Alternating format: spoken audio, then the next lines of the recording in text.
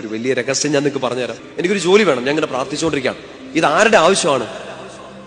എന്റെ ആവശ്യമാണല്ലേ, ജെന്യൂനായ ഒരു ആവശ്യമാണ്. കാരണം ഞാൻ ജോലി ചെയ്തിട്ട് വേണം എന്റെ ജീവിത പങ്കാളിക്ക് ചോറ് കൊടുക്കാൻ, മക്കൾക്ക് ചോറ് കൊടുക്കാൻ, വീട് പണിയാൻ, കടങ്ങൾ മാറാൻ. എനിക്കൊരു ജോലി വേണം.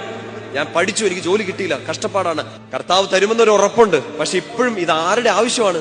എന്റെ ആവശ്യം. കർത്താവിനോട് ഇനി മുതൽ ഇങ്ങനെ അങ്ങ് പ്രാർത്ഥിച്ചേക്കുക, കർത്താവേ ഈ ചോദിച്ച കാര്യത്തിന് എനിക്ക് റിസൾട്ട് വേണം. എന്തിനാണ്?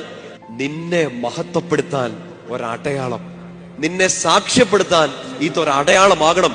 അങ്ങനെ ആകുമ്പോ ഇതിന് ആരുടെ ആവശ്യമാണ്? കർത്താവെ എന്നോട് ദേഷ്യം തോന്നല്ലേ, എന്റെ കുരുട്ടുബുദ്ധിയിൽ തോന്നിയതാണ്. പക്ഷെ അത് ചുമ്മാ കുരുട്ടുബുദ്ധിയൊന്നും അല്ലത്. പിടികിട്ടുന്നുണ്ടോ? ഇപ്പം നിങ്ങൾക്ക് ജോലി തരിക എന്നുള്ളത്, ഇപ്പം നിങ്ങൾക്ക് ഒരു കുഞ്ഞിനെ തരിക എന്നുള്ളത്, ഇപ്പം നിങ്ങളുടെ വിവാഹം നടക്കുക എന്നുള്ളത്, ഇപ്പം നിങ്ങളുടെ ജോലി അടുത്ത ലെവലിലേക്ക് ഉയരുക, നിങ്ങളുടെ സ്റ്റാറ്റസ് അടുത്ത ലെവലിലേക്ക് ഉയരുക, നിങ്ങളുടെ ആത്മീയത അടുത്ത ലെവലിലേക്ക് ഉയരുക, നിങ്ങളുടെ ആവശ്യമാണ്. പക്ഷെ അത് ഈശോയോട് പറയാണ്, കർത്താവെ എനിക്ക് വേണ്ടിയല്ല, നിന്റെ നാമത്തിന്റെ മഹത്വത്തിന് വേണ്ടി. ഇതിപ്പോ ആരുടെ? ഈശോയുടെ ആവശ്യമാണ്. കാരണം സ്വർഗത്തെ മഹത്വപ്പെടുത്താൻ, പിതാവിനെ മഹത്വപ്പെടുത്താൻ വേണ്ടി തന്നെ ഈ ഭൂമിയിൽ ജീവിച്ച ആളാണ് ഈശോ.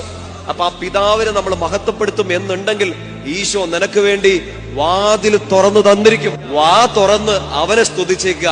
അവന് വേണ്ടി വാ തുറന്നാൽ അവൻ നിനക്ക് വേണ്ടി വാതിൽ തുറന്നു തരും. ഉറപ്പാണ്, ഉറപ്പാണ്.